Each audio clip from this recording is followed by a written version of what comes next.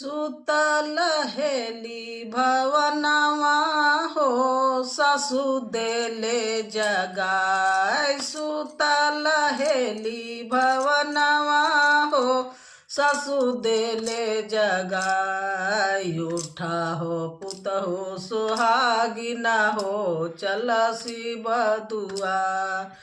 उठा हो पुतहो सुहागिना हो चल शिव के दुआर। शिव का दुवरिया बड़ा छोटा हो पूजा कर लो न जाए। शिव का दुवरिया बड़ा छोटा हो पूजा कर लो न जाए।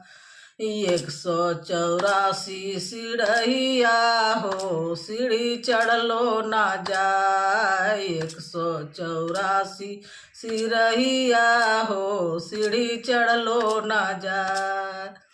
सुतल हेली भवनवा हो ससु देले जगाय। सुतल हेलो भवनवा हो गोतनी देले जगाय। उठा हो गोतनी सुहागिना हो चल शिव के दुआर। उठा हो गोतनी सुहागिना हो चल शिव के दुआर। शिव के मंदिरवा बड़ा छोटा हो पूजा कर लो ना जाए। शिव के मंदिरवा बड़ा छोटा हो पूजा कर लो ना जाए। 184 सीढ़िया हो सीढ़ी चढ़ लो ना जाए। 184 सीढ़िया हो सीढ़ी चढ़ लो ना जाए।